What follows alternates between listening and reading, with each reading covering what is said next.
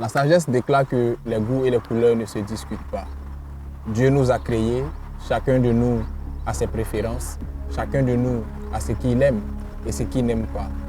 Il y a ceux-là qui n'aiment pas les animaux et il y en a d'autres qui sont des amoureux, qui aiment véritablement les animaux. Une chose est d'aimer un animal, une chose est d'avoir un animal domestique et une autre chose est de maîtriser la spiritualité de cet animal afin de mieux interagir avec ce dernier.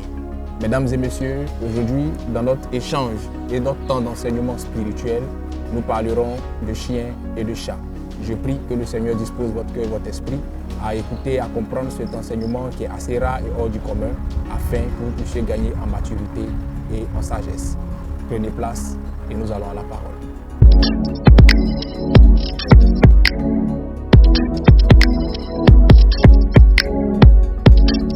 Alors, ouvrons nos Bibles dans le livre de Genèse, premier livre de la Bible, en son chapitre 1er, du verset 20 à 25. La Bible déclare ce qui suit. Dieu dit que les eaux produisent en abondance des animaux vivants et que des oiseaux volent sur la terre vers l'étendue du ciel. Dieu créa les grands poissons et tous les animaux vivants qui s'émeuvent et que les eaux produisent en abondance selon leur espèce. Il créa aussi tout oiseau ailé selon son espèce. Dieu vit que cela était bon. Dieu les bénit en disant « Soyez féconds, multipliez et remplissez les eaux des mers et que les oiseaux multiplient sur la terre. » Ainsi, il y eut un soir, il y eut un matin. Ce fut le 5e jour.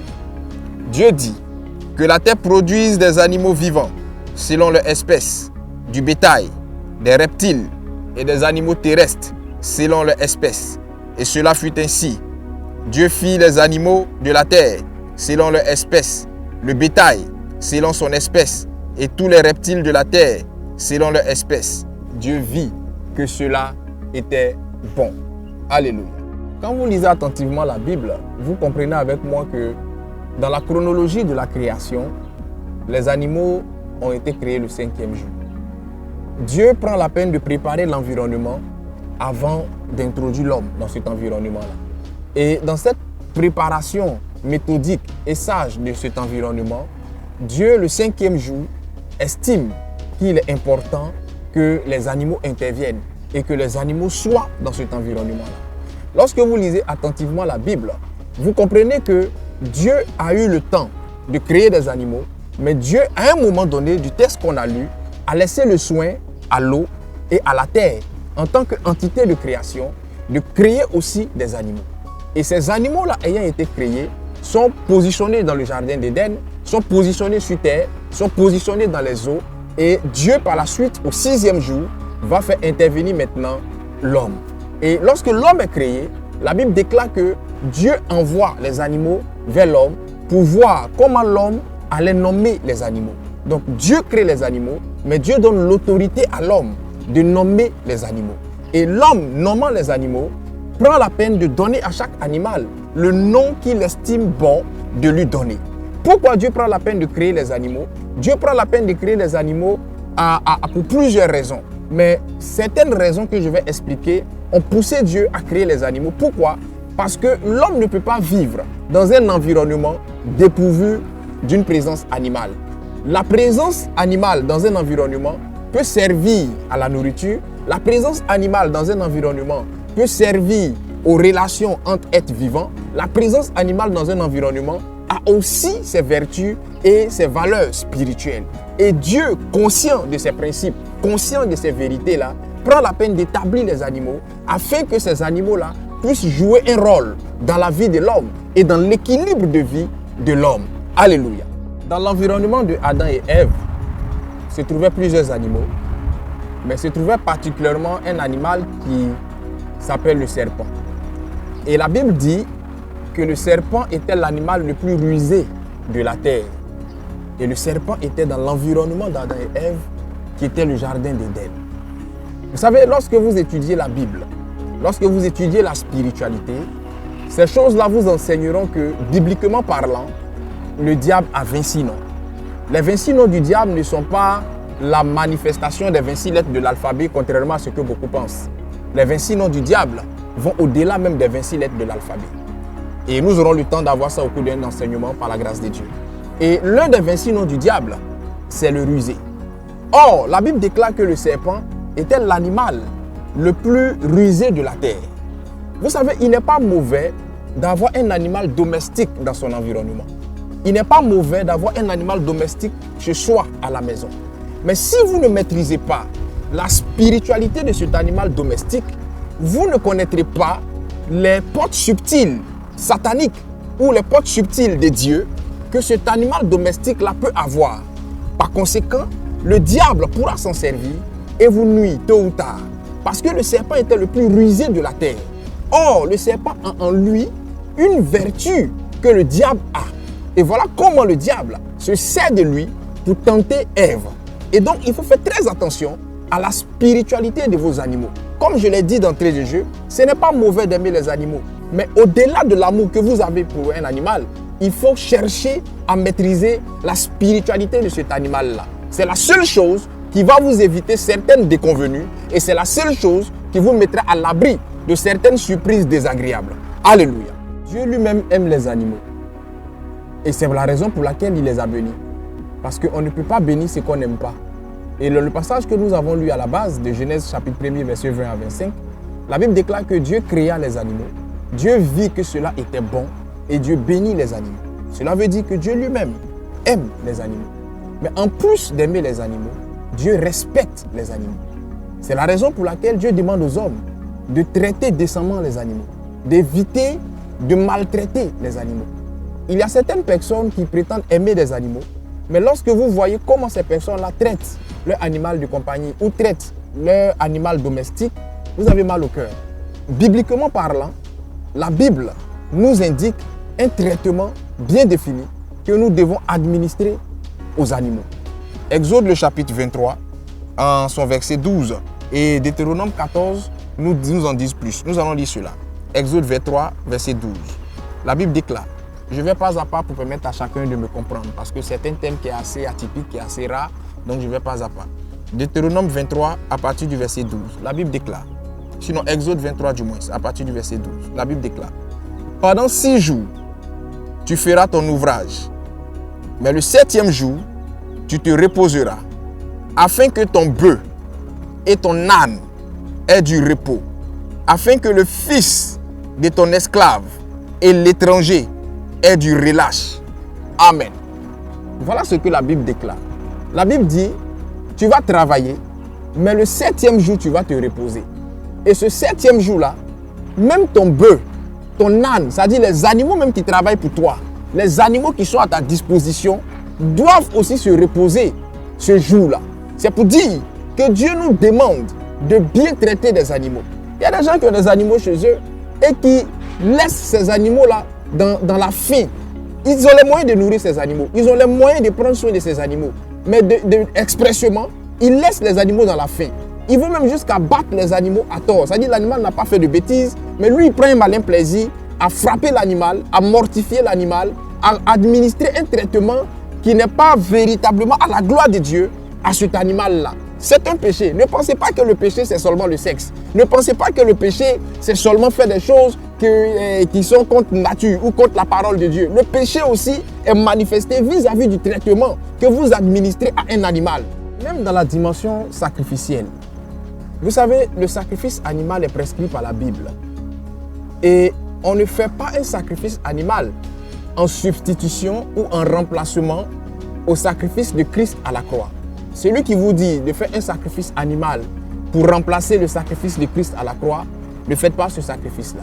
On ne fait pas un sacrifice animal pour racheter l'âme d'une personne, parce que le sacrifice de Christ à la croix a racheté nos âmes, a racheté notre âme des griffes du diable. Donc le sacrifice animal n'est pas fait pour remplacer le sacrifice de Christ ou pour racheter l'âme d'une personne. Le sacrifice animal intervient dans un contexte bien précis, dans un contexte bien défini, que nous aurons le temps d'expliquer lors d'un enseignement concernant Pâques. Nous aurons le temps d'expliquer en long et en large la symbolique biblique et mystique ou spirituelle du sacrifice animal. Pour revenir à notre enseignement d'aujourd'hui, même dans la dimension sacrificielle, l'animal sacrificiel ne doit pas être tué n'importe comment.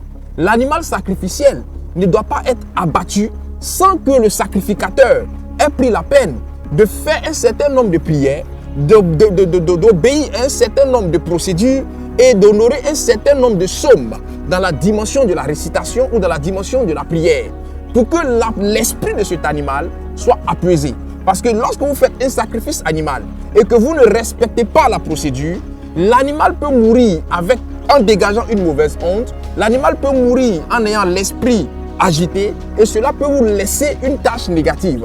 Et donc, dans la dimension sacrificielle, il y a des procédures à suivre. C'est la raison pour laquelle tout le monde n'est pas habilité à faire le sacrifice. Ce n'est pas parce que j'ai vu quelqu'un prendre un animal et l'immoler à la gloire de Dieu que je vais commencer à le faire. Il y a une procédure, il y a un principe spirituel à respecter. Sinon, vous allez vous attirer des ondes qui ne seront pas favorables pour vous. Nous allons lire la parole de Dieu en Deutéronome pour que vous puissiez mieux comprendre ce que je suis en train de dire.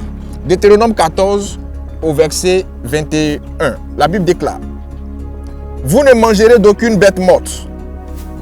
Tu la donneras à l'étranger qui sera dans tes portes, afin qu'il la mange, ou tu la vendras à un étranger, car tu es un peuple saint pour l'Éternel ton Dieu. Tu ne feras point cuire un chevreau dans le lait de sa mère. Amen. Donc, dans la dimension sacrificielle, il y a des choses qu'il faut respecter. L'animal ne doit pas souffrir d'infirmité. Il y a des gens qui veulent faire des sacrifices. On envoie un animal borgne, on envoie un animal boiteux, on envoie un animal qui est agonisant. L'animal ne doit pas souffrir d'infirmité. Parce que la Bible déclare: je ne pourrai donner à l'Éternel ce que mon cœur n'approuve pas. Donc, il ne faut pas donner à Dieu un animal qui souffre d'infirmité. Premier point.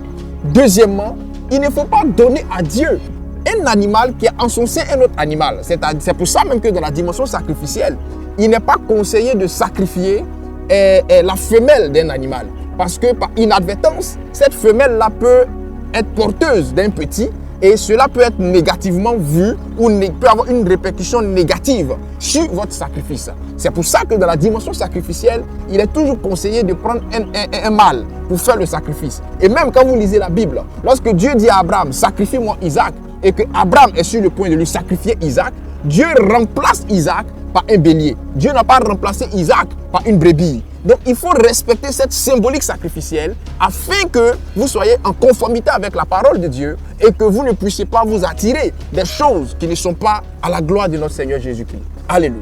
Écoutez-moi très bien. Tous les animaux ont une facette mystique. Mais il y a certains animaux qui ont une mystique ou un côté spirituel un peu plus élevé que d'autres. Ne vous résumez pas à simplement aimer un animal et à l'avoir chez vous à la maison.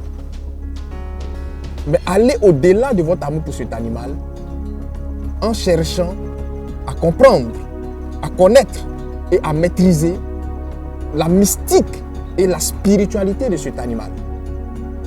Parce que la Bible déclare que les choses visibles tuent les sources de l'invisible.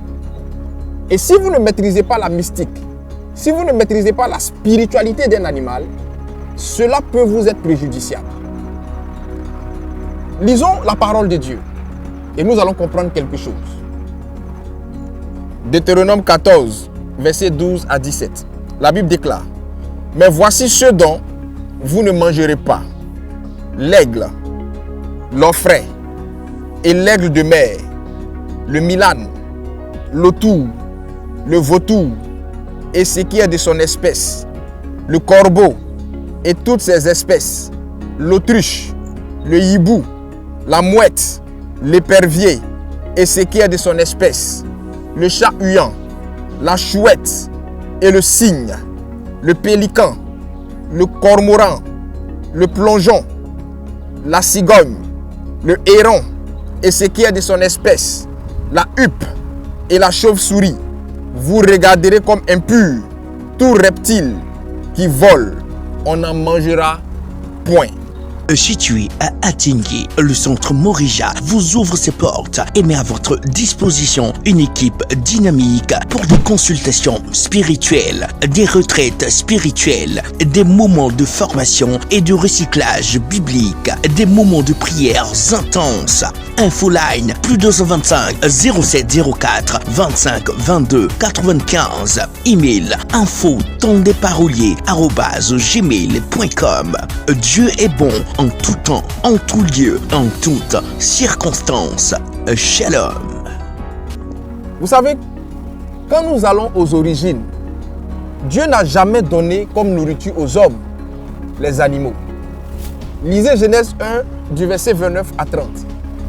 Vous verrez que la nourriture que Dieu a donnée aux hommes, c'était les arbres, c'était les plantes, c'était la verdure. Dieu n'a jamais, même aux animaux eux-mêmes, Dieu a aussi donné la verdure comme nourriture. À la base, l'homme ne consommait pas la viande.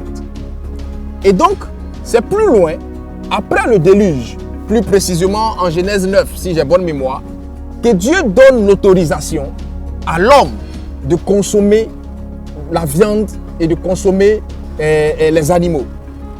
Au-delà de toute explication diététique, au-delà de toute hygiène de vie ou de toute hygiène alimentaire qui pourra nous amener à ne pas consommer telle ou telle viande, qui pourra nous amener à ne pas manger tel ou tel animal, il y a aussi des raisons spirituelles qui expliquent le fait que Dieu demande aux hommes de ne pas manger une catégorie d'animal.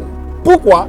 Parce que Dieu sait que ces animaux-là, au-delà de toute interprétation théologique qu'on pourra faire, Dieu sait que ces animaux-là ont, dans leur composition spirito-matérielle, une haute fréquence spirituelle. Ces animaux ont une haute vibration spirituelle. Voilà pourquoi Dieu dit de ne pas consommer ces animaux-là. Et quand vous allez prendre même la configuration de tout bon spirituel, arrive un moment où tout bon spirituel se prive de la consommation de la viande. Arrive un moment où tout bon spirituel s'abstient de consommer un certain nombre d'animaux. Ce qu'il sait que consommer cette viande-là lui sera préjudiciable, lui sera fatal sur le plan spirituel. Ça peut nuire à ses ondes spirituelles. Et voilà pourquoi Dieu, dans sa parole, dit qu'il ne faut pas manger. Ça ne veut pas dire que de nos jours, étant sous le temps de la grâce, il y a des animaux qu'on ne doit pas manger. Mais pour notre entretien spirituel, pour notre élévation spirituelle, arrive un moment où nous devons nous-mêmes, pour des raisons spirituelles, nous priver de certaines viandes, de certains animaux, afin de pouvoir encore mieux croître, mieux grandir sur le plan spirituel. Se consacrer à Dieu, cela prend aussi en compte notre alimentation. Se consacrer à Dieu, ce n'est pas seulement jeûner, ce n'est pas seulement prier, ce n'est pas seulement se sanctifier. Se consacrer à Dieu, c'est aussi à un moment donné contrôler son alimentation, se priver d'un certain nombre de choses afin de pouvoir croître sur le plan spirituel. Gloire à Dieu. Il vous faut donc maîtriser la mystique des animaux. Mais en même temps, pardonnez-moi de vous choquer, il vous faut comprendre que l'homme lui-même est lié à des animaux, est lié à des arbres. L'homme, dans sa liaison avec les animaux, parlera de l'identité spirituelle animale. Quand vous lisez en Genèse 49, Jacob dit de son fils Dan, Dan sera un serpent qui va mordre le talon du cheval et le cavalier tombera à la renverse. Donc, Jacob rentre dans la mystique animale de Dan et révèle l'identité spirituelle animale de Dan en l'assimilant au serpent. Dieu lui-même, il est le lion de la tribu de Juda, il est l'agneau de Dieu. Ce sont ses identités spirituelles animales. Il y a aussi l'identité spirituelle végétale. Quand on va parler des arbres, c'est à ce niveau que dans la Bible, on parle de la rose de Saron, on parle du vrai sept, on parle du lys de la vallée, pour encore faire référence à Dieu. Donc en tant qu'enfant de Dieu, en tant qu'homme de Dieu, il faut être capable, au risque de vous choquer, pardonnez-moi, il faut être capable de connaître son identité spirituelle animale ou son identité spirituelle végétale. Cela se fait à travers la lecture de votre étoile, à travers une consultation spirituelle. Et cela pourra vous aider à mieux vous connaître et à mieux vous développer sur le plan spirituel. Alléluia. Pas mal de personnes parmi vous, selon leurs moyens et selon leurs préférences, ont des animaux domestiques. ou des animaux de compagnie. Mais dans la généralité, nombreuses sont ces personnes qui ont soit un chat, soit un chien. C'est la raison pour laquelle l'intitulé de notre enseignement d'aujourd'hui, c'est Chien et chat. Parce que je veux, par la connaissance minime des choses spirituelles que j'ai, instruire ces personnes-là sur un pan de la spiritualité de ces animaux domestiques ou de ces animaux de compagnie qu'ils ont chez eux à la maison. Prenons le cas du chat. Le chat, dans sa spiritualité, est un excellent protecteur. Le chat, dans sa spiritualité, est un animal qui est très mystique. Le chat, dans sa spiritualité, est un excellent décompresseur. C'est un animal qui est capable d'aspirer les mauvaises ondes et de vous libérer de bonnes ondes. C'est la raison pour laquelle, pour celui qui est très observateur, lorsqu'un chat arrive en un endroit, le premier réflexe de ce chat sera de faire le tour de chaque pièce de la maison. Cela est fait à dessein pour aspirer les mauvaises ondes de la maison. Et vous allez voir que le chat, pour terminer, va déterminer un endroit où il aura détecté de bonnes ondes et c'est à cet endroit-là qu'il va aimer se mettre. Dans sa dimension et dans sa logique de d'ondes positives et d'aspiration d'ondes négatives, le chat a parfois aussi l'habitude de se glisser dans nos lits pour pouvoir être à nos côtés, sauf quand nous le dressons ou quand nous lui mettons des barrières. Sinon, la plupart des chats, de manière par réflexe, viennent généralement dans ces endroits-là parce que lorsque le chat a de bonnes intentions pour vous, lorsque le chat vous a accepté, il va toujours chercher à vous dépouiller des mauvaises ondes, à vous dépouiller d'une mauvaise présence afin de pouvoir vous libérer une présence encore plus meilleure. Sauf que dans sa configuration comportementale, on va dire ça comme ça, le chat, il est très rancunier. C'est la raison pour laquelle, pour ceux qui ont des chats, on leur conseille de bien traiter le chat. Parce que si vous maltraitez le chat, puisqu'il est mystique et qu'il a une subtilité à être facilement utilisé dans le monde spirituel, ce chat étant maltraité vous prendra à haine. Et puisqu'il est rancunier, de manière, c'est-à-dire expressément, lui-même se fera une porte d'entrée des œuvres des ténèbres dans votre vie. Ça, c'est le premier point que vous devez comprendre. Alléluia. Nombres chapitre 22, versets 25 à 33. La Bible déclare ce qui suit. L'ânesse vit l'ange de l'Éternel. Elle se serra contre le mur et pressa le pied de Balaam contre le mur. Balaam la frappa de nouveau.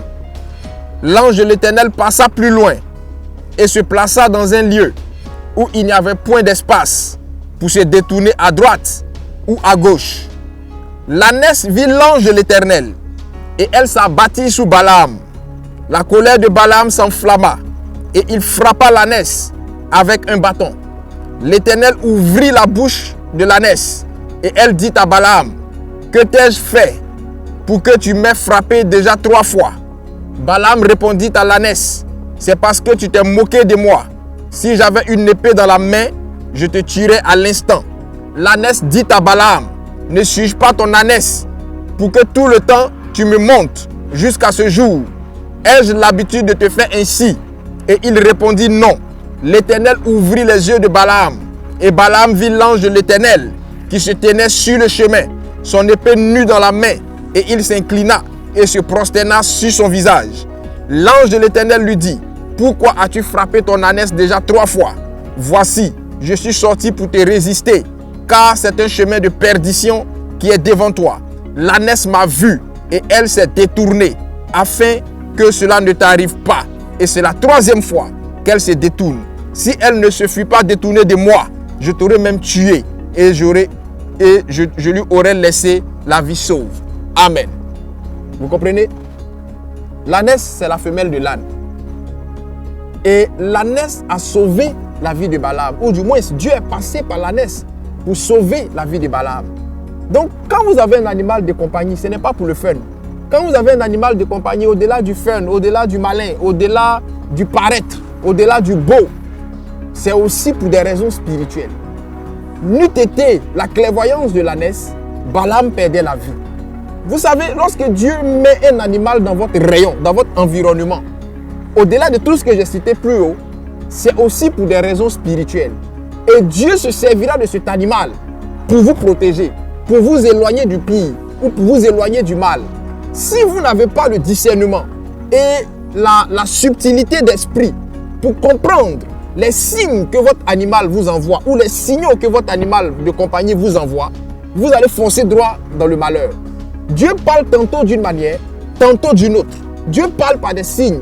Et généralement, Dieu passe par nos animaux de compagnie afin de nous parler par des signes. Donc, le chat particulièrement peut agir, peut vous donner des signes. Il peut être un chat turbulent et un matin, il va se réveiller, il est très calme, il est très bizarre.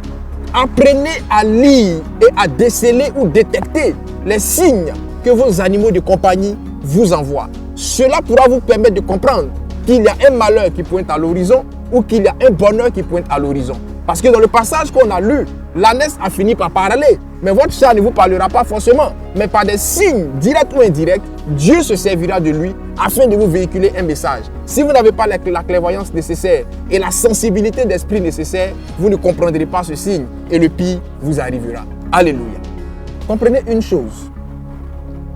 C'est que vous ne devez pas, dans votre choix de votre animal de compagnie, dans la dimension des chats, faire le choix de manière fortuite.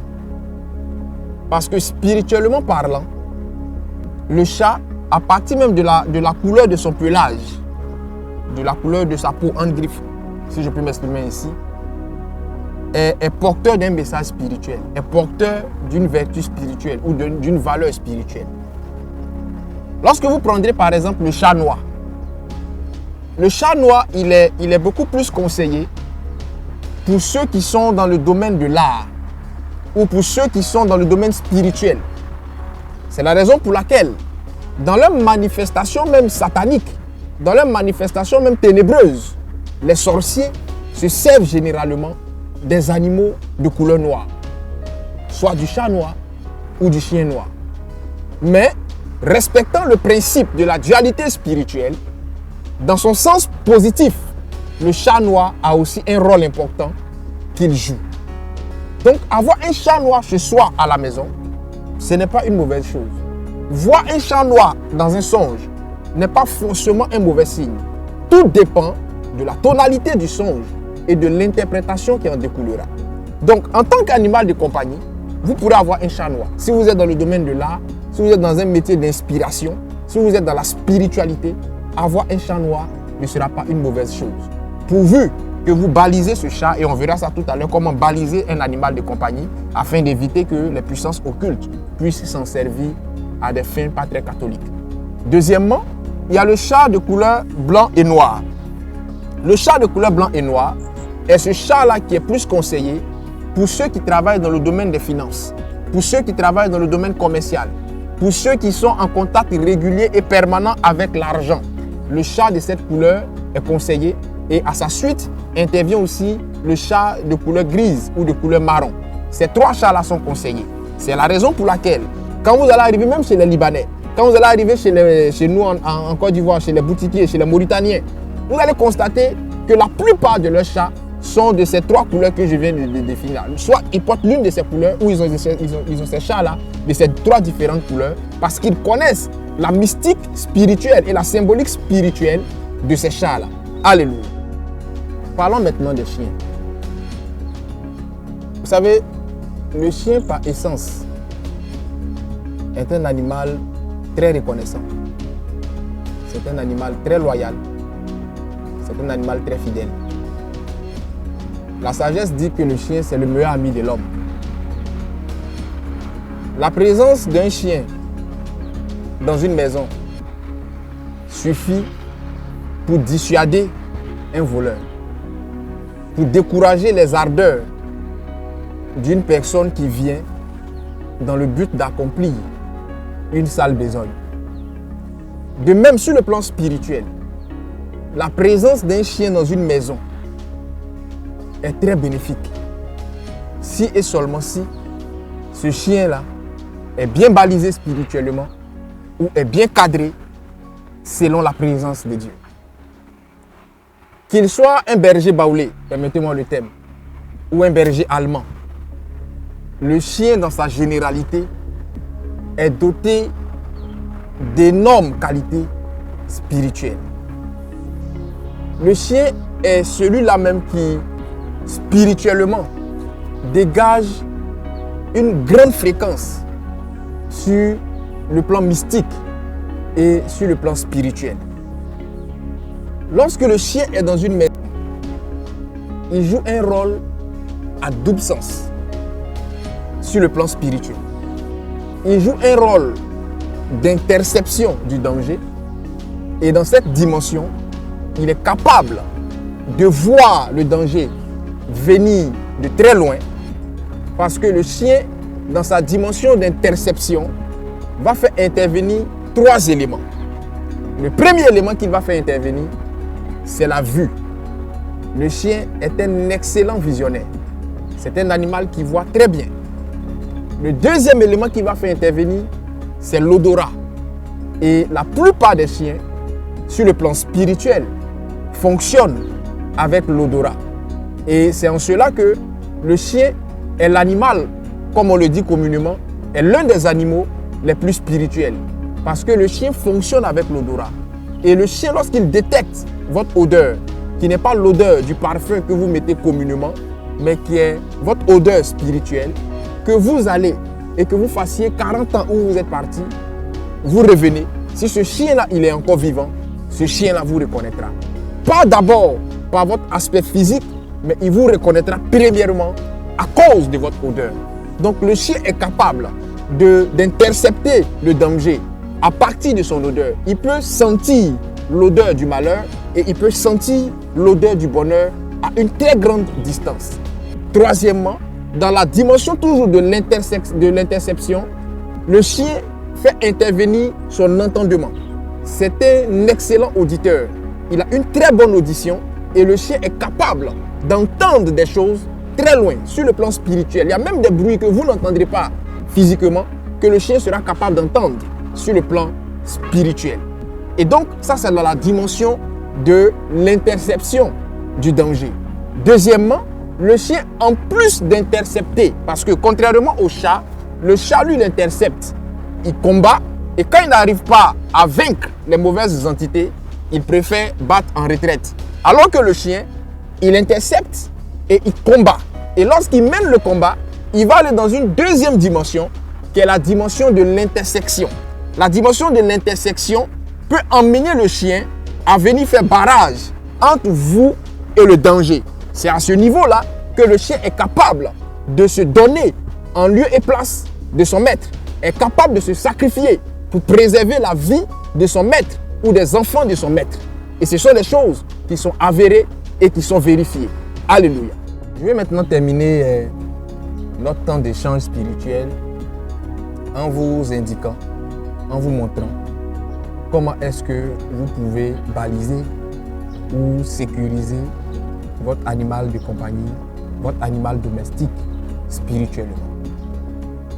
Vous savez, lorsque vous avez un animal qui est doté d'une spiritualité, comme tout animal, et surtout quand vous avez un animal doté d'une spiritualité très élevée, un peu comme le chat et le chien, ayez la sagesse, ayez le réflexe de le baliser très tôt.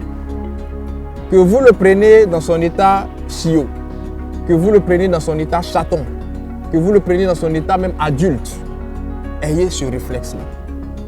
Beaucoup ont des animaux de compagnie, mais peu de personnes ont cette sagesse de recommander leurs animaux au Seigneur. On peut recommander un enfant à Dieu. On peut recommander une maison à Dieu. Mais aussi, on peut recommander un animal au Seigneur. Et donc, quand vous avez votre animal de compagnie, prenez cet animal de compagnie, utilisez le psaume 32, parce que les animaux entendent, les animaux écoutent et les animaux comprennent. j'en veux pour preuve. Lorsque vous prenez un animal, il n'a pas de nom. C'est vous qui lui donnez un nom. Et à force de lui répéter ce nom, quand vous l'appelez par ce nom, il vient. Il obéit à votre appel. Parce qu'il a compris et il entend cette appellation-là. Il y a certains animaux même, quand vous leur demandez de reculer, ils reculent. Quand vous leur demandez de se coucher, ils se couchent. C'est-à-dire que ces animaux-là comprennent votre langage. Que vous soyez francophone, anglophone, et même souvent dans votre langue maternelle, ces animaux comprennent. Parce que les animaux ont la capacité d'entendre et de comprendre ce que nous leur disons. Ils ne peuvent pas nous parler physiquement, mais ils peuvent nous parler spirituellement, par des signes et par bien d'autres moyens. Mais sur le plan physique, à défaut de nous parler, ils peuvent nous écouter, ils peuvent nous entendre et nous obéir. Et donc, quand vous avez un animal de compagnie, c'est à vous de le prendre. Prenez le psaume 32 et lisez intégralement le psaume 32 devant cet animal. Quand vous finissez de lire le psaume 32, vous lui indiquez sa mission dans la maison. Vous lui indiquez ce que vous voulez qu'il fasse et ce que vous ne voulez pas qu'il fasse. Un peu comme pour dire, quand vous finissez de lire le psaume 32, tu es dans cette maison-là pour m'apporter le positif. Tu es dans cette maison-là pour être mon ami, pour être mon compagnon, pour être mon partenaire. Tous ceux qui viendront et qui voudront t'utiliser contre moi, il faut refuser de céder à leurs propositions. Tous ceux qui voudront que tu sois une porte subtile pour m'atteindre, refusent leurs propositions. Que l'Éternel passe par toi afin de me prévenir quand il y a un malheur qui arrive. Que l'Éternel passe par toi afin de me prévenir quand un bonheur s'annonce. Et que l'Éternel aussi passe par toi afin de me protéger d'un malheur. Vous priez dans cette trajectoire-là et vous prenez même parfois de l'huile sainte que vous appliquez à la tête de l'animal, que vous appliquez aux oreilles de l'animal et que vous appliquez aux yeux de l'animal. Parce que voici ces portes subtiles-là par lesquelles l'ennemi peut passer. Les oreilles et l'entendement, et les oreilles du moins et les yeux de l'animal. Donc vous pourrez appliquer l'huile sainte aux oreilles de l'animal et aux yeux de l'animal pour spirituellement les baliser. De sorte que cet animal ne fasse pas l'objet d'une initiation à la sorcellerie. Il n'y a pas que les enfants qu'on peut initier à la sorcellerie. Souvent même dans des familles, le père n'est pas sorcier, la grand-mère n'est pas sorcière, les enfants ne sont pas sorciers. C'est l'animal qui est sorcier. Souvent c'est l'animal là même qui est utilisé pour nuire. Donc vous les pasteurs qui avez la facilité d'attraper les sorciers là, souvent là ce sont les animaux. C'est même pas un être vivant, un être humain du moins de la maison qui est possédé, mais c'est l'animal là, le sorcier de la maison. Donc si vous n'avez pas le réflexe de cadrer vos animaux, cela vous sera très préjudiciable. Donc avec le psaume 32 et une prière aussi simple, vous parlez.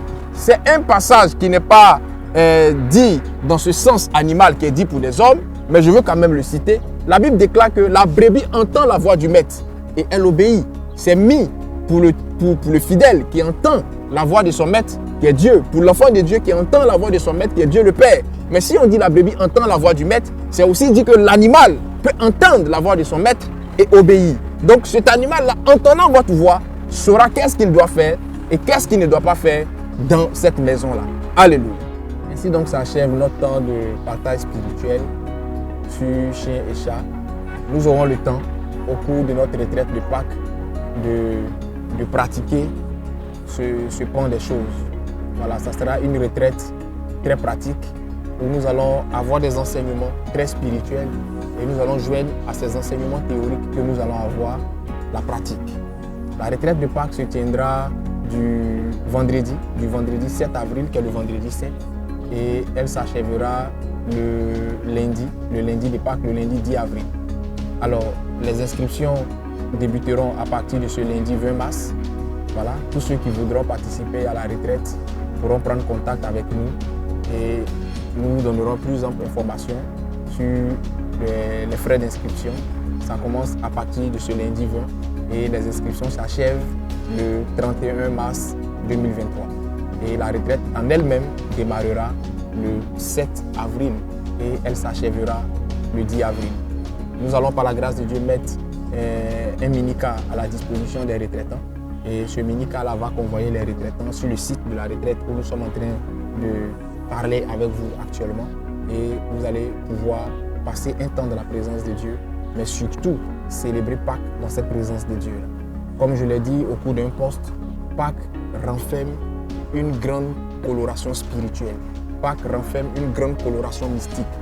Mais beaucoup de chrétiens sont très ignorants de cet aspect des choses-là, parce que ces choses ne leur sont pas enseignées. Et Pâques est ce moment-là où l'on doit pouvoir se retirer, où l'on doit pouvoir se mettre à part afin de se ressourcer dans la présence de Dieu. Et l'opportunité vous est donnée au camp de prière Morija de vous ressourcer, de vous retirer, de venir recharger vos batteries spirituelles afin d'entamer la nouvelle année chrétienne, la nouvelle année ecclésiastique. Parce que Pâques, c'est le début d'une nouvelle année selon le calendrier chrétien. Et donc, je prie que le Seigneur vous donne les moyens, vous donne le temps de pouvoir prendre part à cette retraite. Ce sera une retraite à haute fréquence spirituelle. Des secrets spirituels, des enseignements très hors du commun seront donnés. Ce sont des choses qu'on ne peut pas dire face à la caméra, qu'on dira au cours de cette retraite, toujours à la lumière de la parole de Dieu, afin de vous permettre d'aller en profondeur avec le Seigneur. Alors n'oubliez surtout pas, cette retraite démarre le 7 avril et s'achève le 10 avril, qui est le lundi de Pâques. Les inscriptions débutent le lundi 20 mars 2023 et s'achèvent le 31 mars 2023. Nous avons nos passages radio sur les ondes de Zénith FM 92.8. Tous les dimanches, nous avons un direct de 19h à 20h. Ce dimanche, par la grâce de Dieu, nous serons en direct et cela sera retransmis sur notre compte TikTok. Et tous les mercredis, nous avons un passage là-bas. Nos codes de vie sont diffusés de 23h à minuit, 92.8. Et tous les jours, nos dévotions matinales sont diffusées à partir de 4h30. Alors, nous avons encore bien d'autres ondes de radio et des chaînes de télévision que nous allons dans peu de temps vous annoncer. Et sur ces chaînes de télévision-là, le temps des paroliers aura une marge d'expression sur ces chaînes. Pareil sur les ondes de certaines radios. Mais ça, c'est pour très bientôt. Que le Seigneur nous bénisse et que sa grâce soit sur vous. Shalom, shalom.